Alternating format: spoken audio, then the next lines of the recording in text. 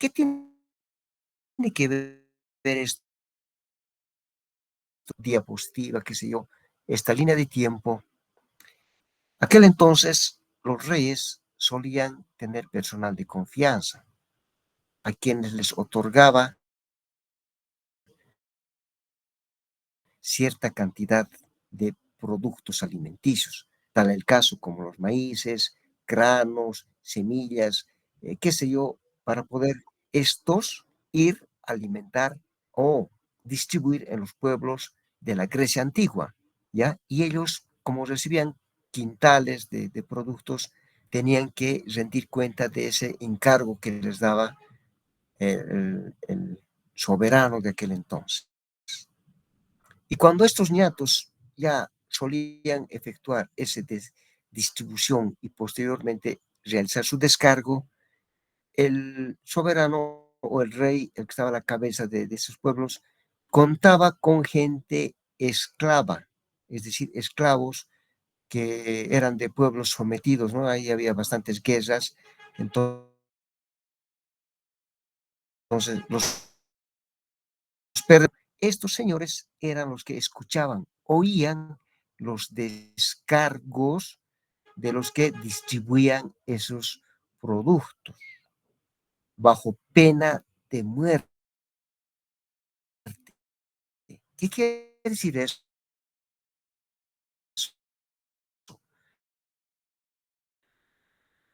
Los,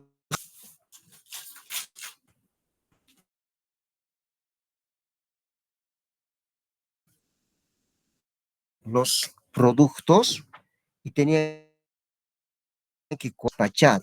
Y si por alguna razón no solía cuadrar o existía algún ocultamiento,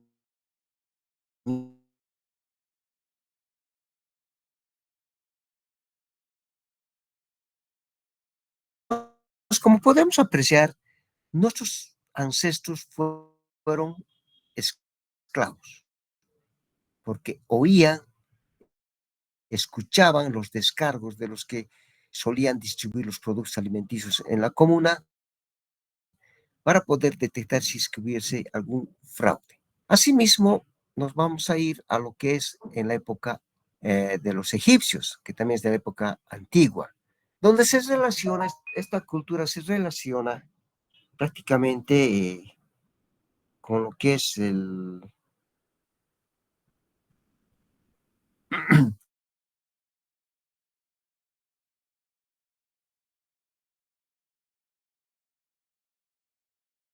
dedicaba a llevar la parte contable, la parte económica, ¿ya? Por eso se llamaba los escribas, quienes escribían en los papiros egipcios, ya para clasificar, contabilizar los hechos económicos.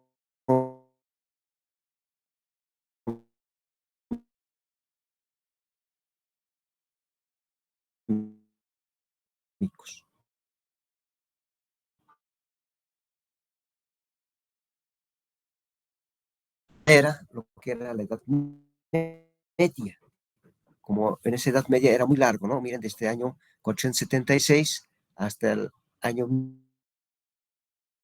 los famosos señores feudales, donde solían quemar a la gente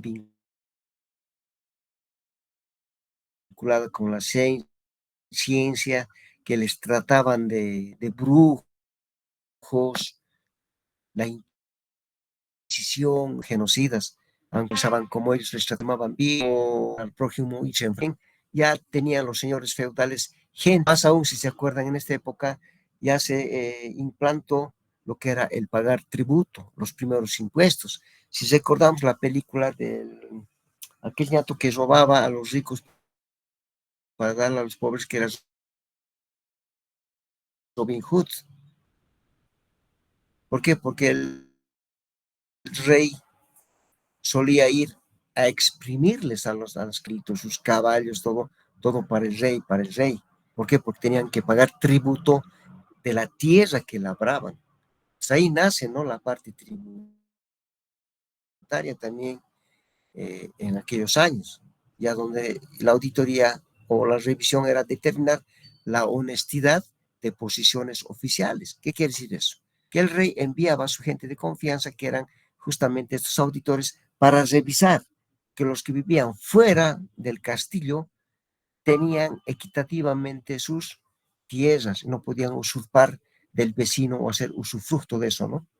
Bien, nos acercamos un poquito más a la edad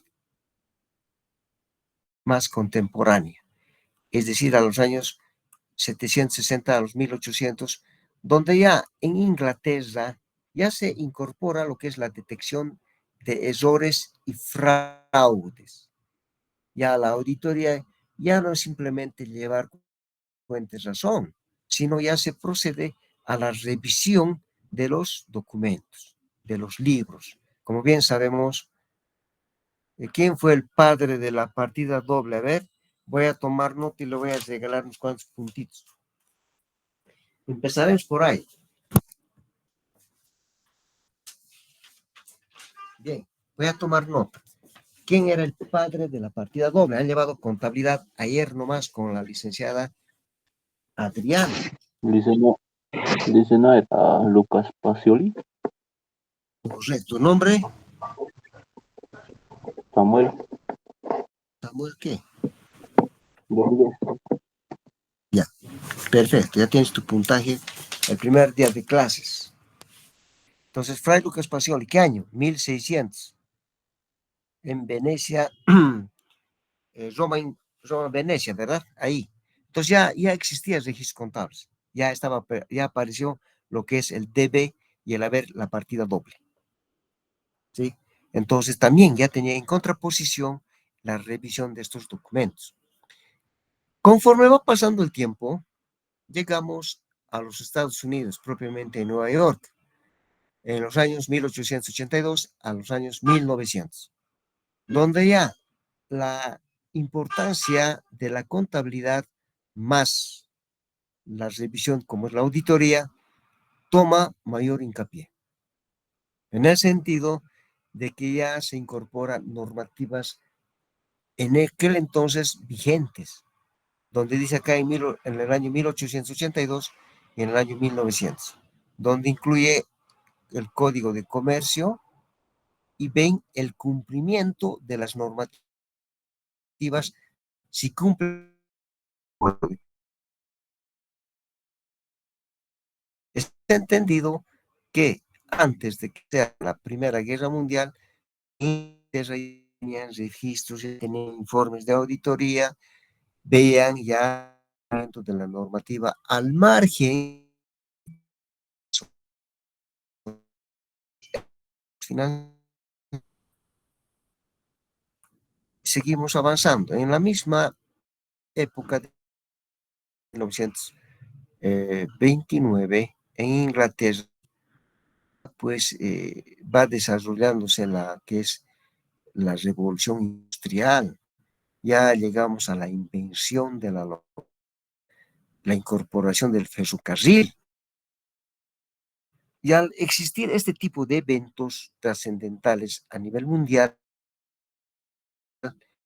amerita pues gran cantidad de gastos, erogaciones para las construcciones de estas vías férreas, la compra de maquinarias y demás eh, equipamiento para este tipo de actividades, amerita desembolsos fuertes a nivel internacional, como es la importación de los bienes. En ese entendido, se hace mayor énfasis en contratar ya especializado en la revisión de los estados financieros, de los registros contables y de la evaluación de los procedimientos administrativos conforme estipulaba las normas en aquella época, ya en los años 1900 a 1929. Entre este interín del 1914, que ha sido la Primera Guerra Mundial, hasta 1917, ya aquí ha habido la recesión, una pobredumbre genial aquellas épocas. Y el país entero, después de esa gran sacudida como ha sido la Primera Guerra Mundial, tuvieron que reponerse. Existen grandes videos sobre esto. Seguimos en Inglaterra, pero de repente ya estamos en algo un poquito más sofisticado. Ya se contaba con máquinas de escribir, calculadoras, documentos foliados, ya se conoce la impresión de documentación correlativo, prenumerar y demás, ¿no? Entonces ya la revisión contable ya es obligatoriamente revisada de forma anual. Ya tenían que presentar estados financieros auditados, porque también evolucionamos, ya somos más cultos en lo que se refiere al manejo de la documentación. Eso es suscitado entre el año 1929 a 1948. Y de repente, en la Primera Guerra Mundial, perdón, la Segunda Guerra Mundial ha sido desde el año 1939 a 1945. Y nos vamos a transportar imaginariamente a la Alemania, en pleno conflicto, en plena guerra, Segunda Guerra Mundial, con Adolf Hitler, los nazis. Entonces, tampoco ellos se quedaban atrás, porque ellos habían fabricado pues esos famosos armamentos sofisticados, esos tanques que fueron al Afrika Korps, con Rommel, el general Rommel allá en África, que enfrentaron a diferentes ejércitos, ¿no? También el desembarco de Normandía y todo aquello, el cual requería pues gran cantidad de recursos económicos para la fabricación de tanques, antiaviones, aviones y de todo aquello, y también la fabricación de armamento de última línea aquel entonces. Y también tenían que alimentar con recursos económicos a las tropas que iban por todo lado y fueron hasta Rusia, fueron a Stalingrado, ¿no? En Rusia, que los fue mal con los rusos, también en Europa, a Francia y demás. Entonces, necesariamente se tenía que incurrir en grandes gastos, inversiones, costos. Entonces, dice así, en 1931 al 1940, el examen contable a sociedades. Entonces, ya existen sociedades anónimas donde aportaban capital y el nazismo, o sea, Hitler, apoyaba a estas empresas de sociedad anónima. Las sociedades anónimas aportaban con capital para que el gobierno siga a la cabeza. Pues ya era un acuerdo entre partes para que pueda integrarse la parte armamentista y las industrias de aquel entonces, las fábricas. ¿No? Hay buenas películas de esto, por ejemplo, la lista de Schindler, donde liberan a varios judíos y demás, ¿no? Y donde sí realmente se ve cómo tenían que alimentar a los mismos presos, esas cámaras de gas, no simplemente así gratis todas esas construcciones. Ha meritado gastar materia prima y eso tenían que controlar los auditores, los contadores de aquel entonces que estaban de la línea de Adolfo Hitler. Asimismo, en Gran Bretaña, Inglaterra y los Estados Unidos, también ya las actividades desde 1959, que era la Guerra Fría, hasta 1975, que dio casi por culminado la guerra del Vietnam, también ha existido pues extensos actividades económicas, el cual ya era un poquito que escapaba de la noble actividad del auditor. Entonces utilizó y apareció lo que es la aplicación del muestreo estadístico y no estadístico, como también la evaluación del control interno. Entonces, ¿a dónde estamos apuntando? Por la gran cantidad de registros contables o el volumen de hechos económicos, el auditor ya no puede hoy en día desarrollar su actividad al 100%, es decir, no puede evaluar comprobante por comprobante lo que es el control interno. Ya tiene que recurrir necesariamente a ciertas herramientas, como es el muestreo estadístico, para que por mediante tablas y demás cálculos matemáticos, aritméticos también, suele munirse de esa información y dar su opinión sobre los estados financieros. Y la parte de control interno se refiere más prácticamente al acontecer administrativo. Ejemplo, el control interno de un almacén. Seguramente tiene que llegar el producto adjunto una nota de remisión de la empresa que está enviando. Asimismo, la factura. Entonces, la nota de remisión que es de recepción del producto tendría que constar la misma cantidad de productos en la factura y podemos cotejar. Y con esa nota de remisión se va a efectuar las notas de ingreso al almacén. Y con esas notas de ingreso al almacén se va a dar de alta pues en el sistema, o si siguen manejando Cardex manuales, a los Cardex manuales. Y cuando se tenga que dar salida a los diferentes materiales, sumo de las empresas, ejemplo, papel de escritorio, material de escritorio y demás, se tiene que dar salida mediante notas de salida y también disminuir de los Cardex. Asimismo, ya se tiene que dar cumplimiento al reglamento interno de cada empresa. Entonces, el auditor, al margen de hacer muestreo, también va a evaluar los procedimientos administrativos. Y por último, estaríamos llegando a nuestra actualidad, como son las TIC, que significan técnicas de información y comunicación.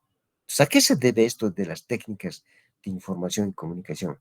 Hoy en día, por ejemplo, en este momento, estamos interactuando, ustedes por un celular o por una computadora, yo por una laptop. Estamos en una época, en el siglo XXI, donde ya manejamos la cibernética, el WhatsApp, el Google Meet, vía satelital. Ya estamos utilizando las técnicas de información que nosotros vamos a tener la información a la mano mediante el Google.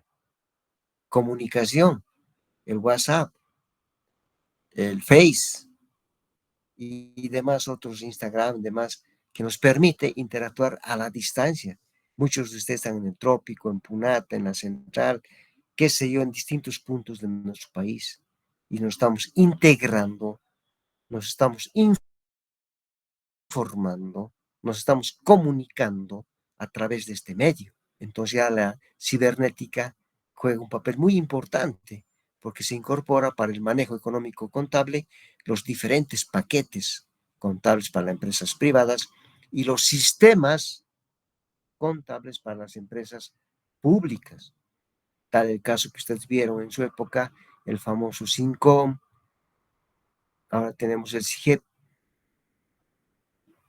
que es el SIGEP móvil, era hasta hace 4 años atrás, luego estamos ahora con el SIGEP en línea, ¿no? Entonces ya podemos trabajar en línea. Bueno, yo ya me he retirado de mi empresa, podíamos vernos desde La Paz, aquí a Cochabamba, las existencias de los almacenes, también podíamos enviar estados financieros, podían recuperar mis registros allá directamente. Y es más, tanto a mí y a la empresa tutora, el Ministerio de Economía y Finanzas tenía que evaluarnos si es que los estados financieros ya habíamos cerrado en la fecha establecida. Caso contrario, nos congelaban las cuentas, ¿no? Entonces, estresante también. Pues aquí puedes ver la actualidad se extiende a otras operaciones con el uso de las técnicas de información y comunicación, como es los sistemas computacionales. Bien, hasta acá. Adelante, por favor.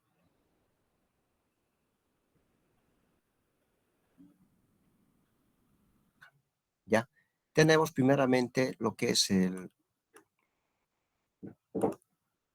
la definición de la auditoría. Bien, nuestra auditoría, nuestra carrera prácticamente se la define desde el punto de vista un tanto escolástico, donde dice que es el examen independiente de información financiera, tiene la finalidad de establecer su razonabilidad respecto de parámetros y o resultados.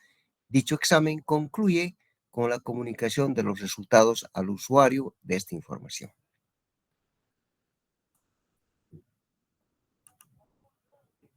¿Qué importancia tiene la auditoría?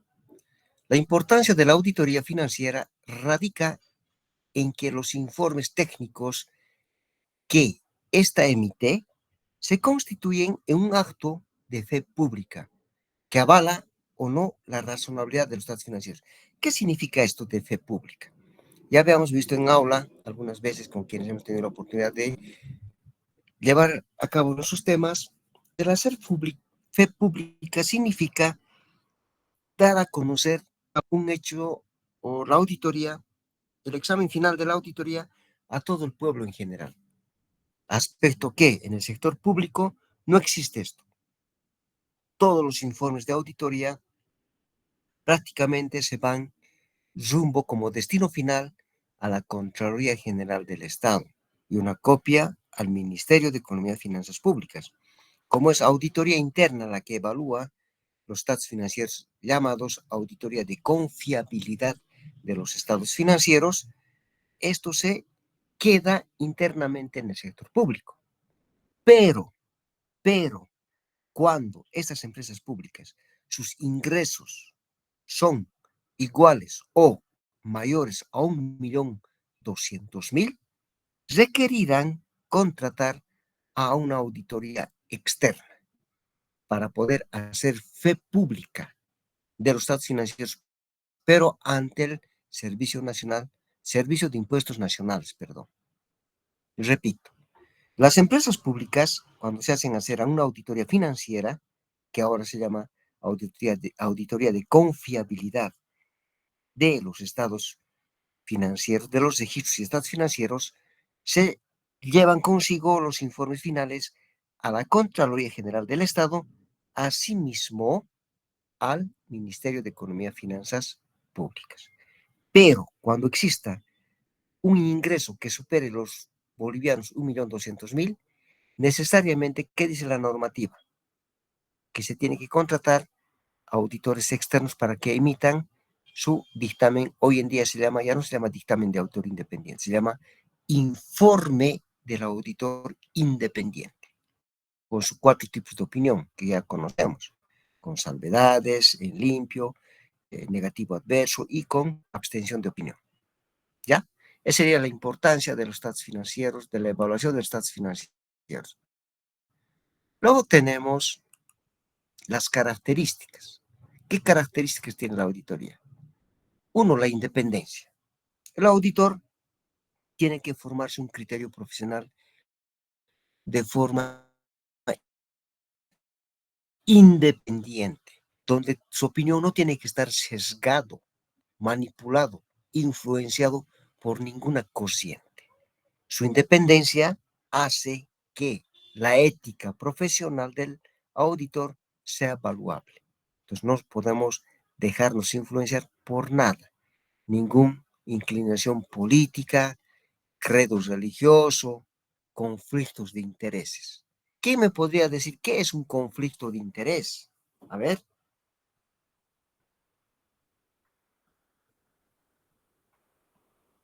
Es cuando normalmente yo soy auditor.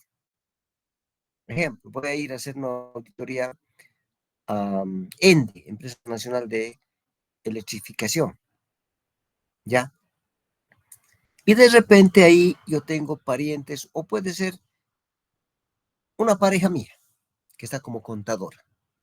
Entonces yo no puedo ir a hacer auditoría a tu pareja, a tu esposa, a tu pariente, porque es de suponerse que hay un grado de parentesco de consanguinidad. Y por ende, nuestra opinión se va a ver un tanto sesgada a favor del pariente. Es más, tú vas a llamar, mira, mañana estamos entrando a hacer tu auditoría, ten cuidado, pon tus cosas en orden. Ya estamos dando una alerta. Nuestra independencia se está quebrantando. Ya es un conflicto de interés de entre familiares. Ya no existe la independencia. Para ello, ¿qué tendría que hacer el auditor? Tendría que llenar un formulario si somos del sector público y excusarse. Es decir, dar un paso a la izquierda o a la derecha y ceder el espacio a otro colega. donde no tenga ningún vínculo familiar, noviazgo, matrimonial, etcétera, etcétera, hasta cuarto grado de consanguinidad. Ya, entonces la independencia es muy importante como una de las primeras características de la auditoría. Luego tenemos que ver lo que son las normas, las NACAs, las normas de auditoría generalmente aceptadas, donde menciona la habilidad y la competencia. ¿Habilidad en qué? En que el auditor tiene que estar en completo examen o gimnasia mental, es decir, capacitándose, llevando a cabo cursos de especialización, diplomados, maestrías y demás aspectos que vaya corroborando, complementando a la formación profesional. Y por ende, con esa capacitación, con esa competitividad que va a tener la habilidad de desarrollar con mayor solvencia su actividad. Y por ende, tiene que tener experiencia, desarrollar sus trabajos en el sector público-privado, donde va la confidencialidad. A ver, interactuaremos, joven, estamos en una adelante. No informar sobre el estado financiero o de su... Ni a la pareja, porque muchas veces, ya les había puesto hace tiempo un ejemplito allá en Punata, que estábamos haciendo una pasantía y de repente vemos algo anómalo, que está comprometido gente en algún procedimiento mal realizado. Entonces, ¿qué hacemos? Vamos a la casa, yo tengo mi pareja, le comento, mira, que así tal persona está. Y la esposa, bueno, en un momento dado se encuentra con otra comadre, habla. Y de repente, esa persona a la cual ha hablado es pariente del que está sometido, inmerso a esa actividad que está siendo observada. Entonces ya hay la incrementibilidad de la confidencialidad. Se está rompiendo, se está quebrando la confidencialidad. Entonces el auditor, cuando hacemos el juramento, cuando nos entrega nuestro credencial en el colegio de auditores, juramos la confidencialidad. Somos como los médicos. Descubrimos que un señor tiene una enfermedad terminal, un cáncer. No lo vamos a decir, no, te quedan 2 meses de vida, estás mal. Se va a morir el rato el caballerito. Tenemos muy confidentes, hablar con la familia, decir, bueno, señores, estamos viendo la posibilidad de salvar, pero, o sea, con calmita, tampoco podemos decir, soporto, eso le va a pasar, por ahí paraliza a la esposa, a los hijos, ¿no? O sea, con calma, con cierta virtud, tocar el tema, arribar el tema, abordar el tema, con pinzas. Decir, mire, se encuentra muy delicado, estamos en todo lo posible, pero por si acaso prepárense, puede pasar lo que menos pensamos que pueda suceder. O sea, con cierta cautividad, con cierta forma de expresar con delicadeza, reservadamente. Bien, continuamos. Clases de auditoría. Entre ellas tenemos la auditoría interna. Como su nombre indica, la auditoría interna se refiere a aquellas unidades de auditoría, valga la redundancia, que están incorporados dentro de una organización. Ejemplo, en los gobiernos municipales cuentan con su unidad de auditoría interna, allá en el trópico, en Chinaota, en Villa, en Puerto Villazuel, Villa Tunari, tienen sus unidades en el Valle Alto, también en Punata, en Clisa. Tengo alumnos, compañeros de ustedes, que ya están fungiendo cargos de jefes de auditoría interna. En Clisa tengo una alumna, en Villa Tunari tengo otra alumna de la central, y así sucesivamente tengo en Puerto Villazuel también una compañerita que está allá de auditoría interna. Acá en Quillacollo también he visto otra alumnita. O sea, prácticamente mis alumnos ya están ostentando cargos de jefaturas. Yo me siento muy, muy feliz haber dejado un granito de arena entre la juventud estudiosa. En verdad, nosotros que estamos ingresando a la tercera etapa de nuestra existencia, estamos ya dando cobertura a la generación de ustedes. Entonces, la auditoría interna, cuyo actividad se refiere a hacer auditorías íntegramente, estamos hablando del sector público, por mandato. ¿Qué quiere decir eso, mandato? ¿Quién manda? El órgano rector. ¿Y quién es el órgano rector? La Contraloría. Entre esas auditorías por mandato podríamos mencionar la auditoría operativa del IDH, que consiste en la captación de recursos mediante la coparticipación tributaria y la distribución de estos recursos entre las empresas públicas, acorde al POA, de acuerdo al presupuesto que ellos elaboran anualmente. Se designa recursos económicos para el caso salud, seguridad, educación, etc. Y nosotros como auditores tenemos que verificar la eficiencia, la eficacia, la economía y la efectividad mediante una auditoría operacional de esos recursos, cómo han sido o cómo están siendo distribuidos en cada una de esas actividades. También otra auditoría por mandato que está muy de moda también del RUAT, del registro de la administración tributaria, ¿no?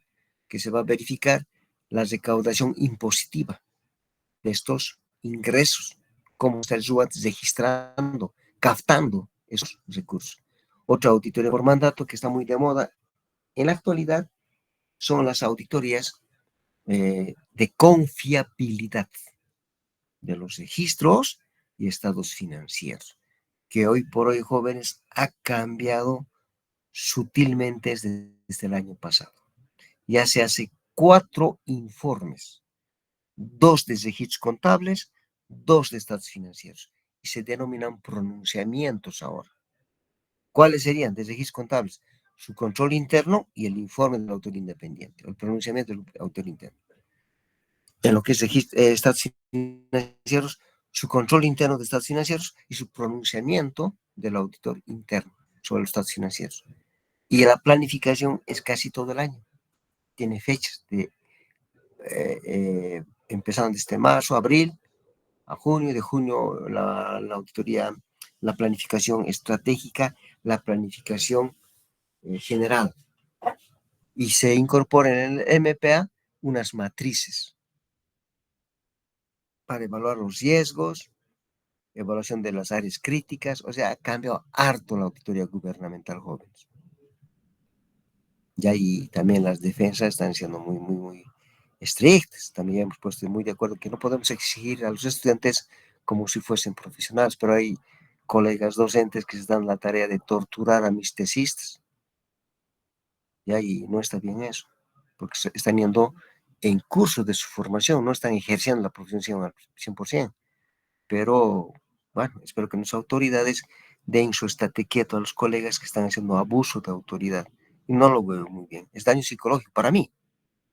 Para mí sí es consideración daño psicológico al postulante. Porque él ha ido a aprender, no está en el pleno ejercicio de la profesión. Y así sucesivamente, jóvenes, tenemos actividades de auditorías de acuerdo al plan operativo anual que estipula la ley por mandato. Nos mandan a que sí o sí tengamos que efectuar indicadas auditorías. Continuamos. Tenemos lo que es la auditoría externa. Como su nombre indica, está externamente ubicado fuera de la organizativa de la empresa, de la estructura organizativa, fuera del organigrama, es decir, son consultoras privadas, son auditores independientes, firmas privadas. También podríamos considerar dentro del sector público una auditoría externa al ente tutor. Ejemplo, tenemos el Ministerio de Educación, por decir algo. Dentro del Ministerio de Educación, en los diferentes departamentos, se cuenta con las direcciones de educación, SEDUCAS. Y dentro de SEDUCAS podríamos mencionar que están los colegios, más que todos los particulares donde llevan registros contables en educación. Y podrían tener su unidad de auditoría interna, tanto los colegios como los estados financieros. De ahí proviene la palabra financiera. Ya, donde va a evaluar, bueno, en el sector privado son 5. los principales. Vamos a mencionar los siguientes: el balance general o estado de situación financiera, estado de resultados o ingresos y gastos, el flujo de efectivo, la evaluación del patrimonio, como también las notas a los estados financieros. Sobre la base de estos 5 documentos, también en el sector público se evalúan estos mismos estados financieros, pero incrementándose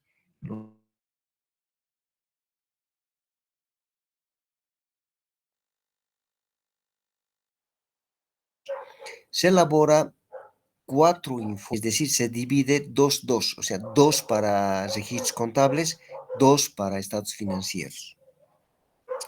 Estos informes, de manera, se puede decir, en pareja, que van para lo. También mencionar que existe otros tipos de auditoría.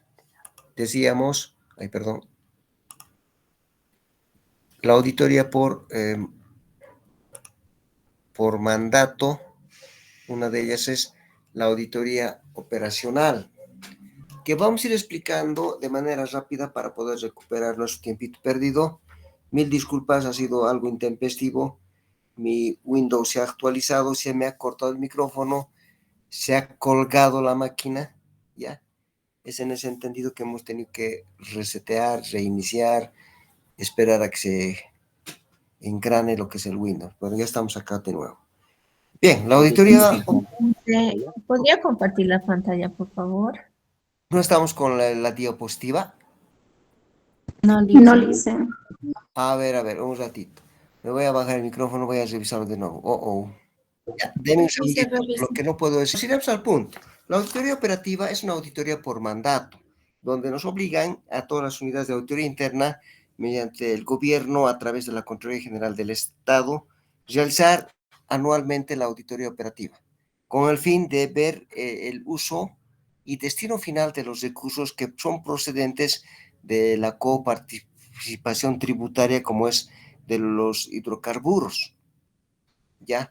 Entonces, del impuesto directo a los hidrocarburos, para que estos recursos vayan a un destino tales como salud, educación, seguridad,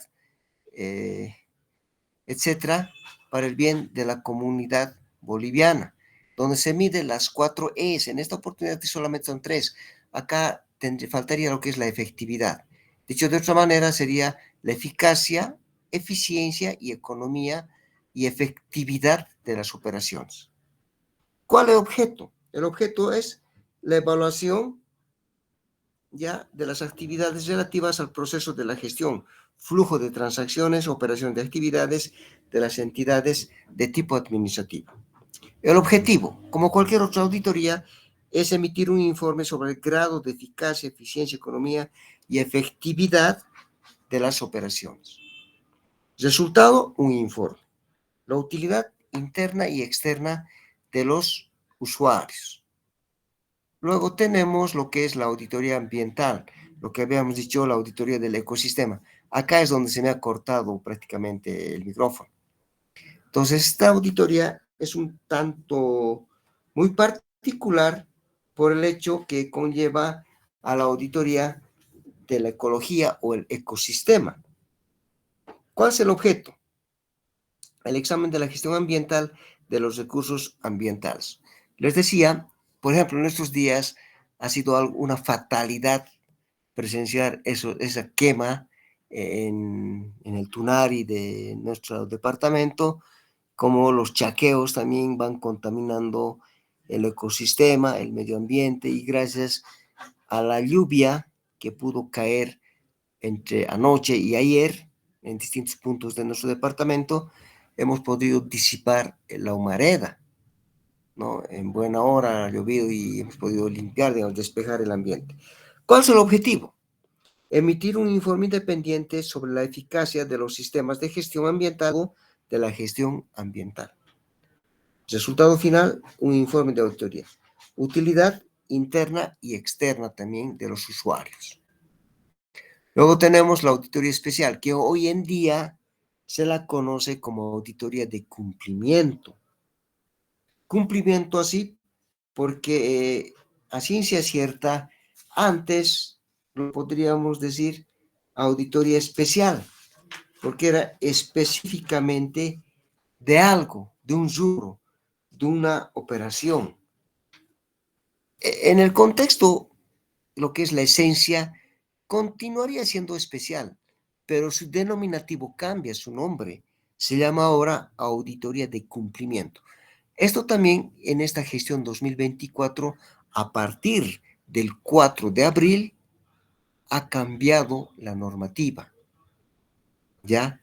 Se denomina ahora auditoría de cumplimiento. ¿Cumplimiento a qué? Cumplimiento a la normativa en actual vigencia, a todo el ornamento jurídico administrativo. Y sí se tiene que determinar el grado de responsabilidad por la función pública, la responsabilidad por la función pública por acción u omisión de las operaciones. ¿Cuál es el objeto? Toda la documentación que se tiene que manejar. El objetivo, emitir un informe si es que han generado indicios de responsabilidad. Informe ampliatorio a los responsables, informe complementario y de ahí los procesos coactivos fiscales que pudiera haber si es que se derivan a un daño económico a la entidad. Bien, continuamos. ¿Qué tipo de auditoría más nos falta? Auditoría informática, que hoy por hoy es la más auditada en lo que se refiere en los bancos. Fruto de este tipo de manejo informático, bien sabemos que ha existido en el Banco Unión un hecho delictivo financiero, pero que amerita es una auditoría forense. ¿Se acuerdan de este joven quien había desfalcado de los centavos de todos los clientes del Banco Unión, ¿no? El cual en su Face mandaba fotos con chicas despampanantes, vehículos caros, vuelos en aviones de tipo particular, una gran vida. Le investigaron y lograron detectar de que él había manipulado el sistema informático del Banco Unión, el cual sacaba centavos de todas las cuentas y nadie se daba cuentas, ¿no? E iba engrosando otra cuenta que era de él. Entonces, conforme a transcurrir los años, los centavos se hicieron pesos, los pesos miles y miles y miles, y bueno, pues estaba ya viviendo a cuerpo de rey. Y al final le llegó nomás lo que tiene que ser, ¿no? En los procesos. Continuamos. Auditoría tributaria, eso les debe recordar a su docente, el licenciado Renan, él y sus famosos formularios que les tiene un tanto estresados. En la actualidad también, yo he hablado con Renan, le dije, hermano, enseñarles auditoría.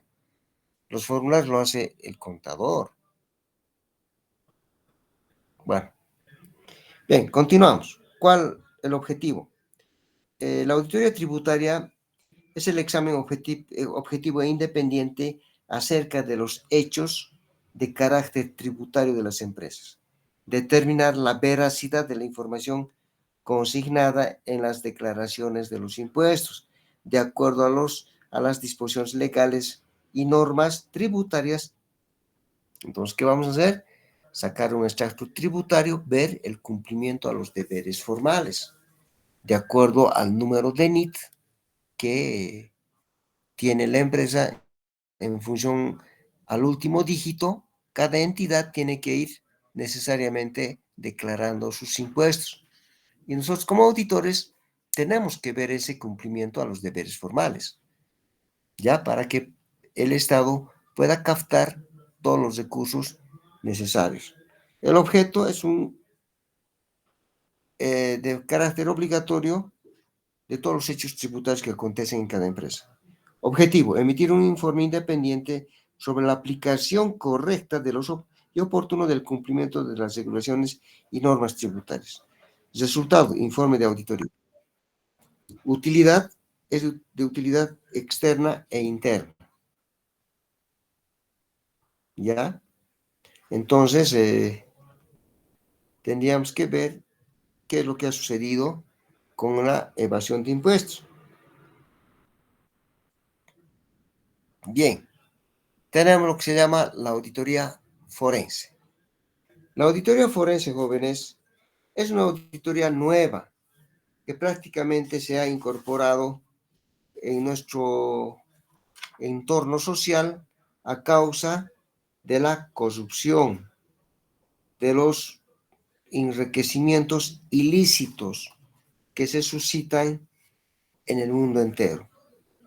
Y la auditoría forense lucha contra la corrupción y con su normativa es el Código Penal, la ley de Marcelo Quiroga Santa Cruz, enriquecimiento ilícito.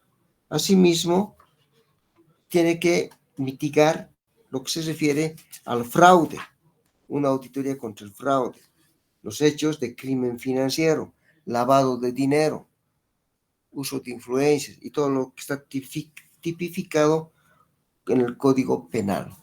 Entonces, no solamente es el estudio de los ingresos, gastos, estados financieros, sino ya entra aquí criminología, utilización de instrumentos falsificados, conducta antieconómica, el fraude general, ¿no? Entonces, de aquí amerita llegar a estrados judiciales, es decir, demandas por la vía ordinaria, por la Fiscalía de Distrito, para poder dar con los presuntos autores de hechos delictivos. Por eso se ve en la figurita un ladrón escapando con dinero, que ya es una auditoría muy, muy profunda, más que la de cumplimiento, ¿no? Para poder detectar hechos ilícitos. Auditoría integral. Normalmente este tipo de auditorías se practica cuando yo tengo una empresa grande, lo voy a vender a otros socios, una sociedad anónima, y para ello, ellos, para poder dar inicio a sus nuevas actividades, deciden hacer una auditoría integral. ¿En qué consiste la auditoría integral? Que va a integrar de todo, ¿ya? Las auditorías que ellos vean conveniente. Van a ver los estados financieros, una financiera, la operación de los hechos económicos, una operativa. Que quieren ver si somos empresa industrial, cómo estamos contaminando el medio ambiente, una auditoría ambiental. Y tributariamente, cómo estamos cumpliendo el aspecto impositivo en nuestro país, la tributaria. O sea, va a ser integral, donde va a ser integrado por todas las auditorías anteriormente mencionadas, para que de ahí un borrón y cuenta nueva inicien la actividad los nuevos propietarios de esta actividad. Asimismo, tenemos el marco legal que nos va a permitir desarrollar la actividad. Entre ellos tenemos las normas del Consejo Técnico Nacional de Auditoría y Contabilidad y también las normas internacionales, las NIA. Asimismo, ¿qué es lo que nos da sujeción a nuestra actividad? Es el Código de Ética del Auditor. Y también tenemos otras disposiciones legales emitidas por las entidades gubernamentales, Ministerio de Economía y Finanzas, como también el Servicio Nacional de Impuestos y por ende el ente tutor que emite normativa para el sector público como es la Contraloría General del Estado. ¿Qué quiere decir esto? Las normativas o marco legal no es más otra cosa que las directrices que emite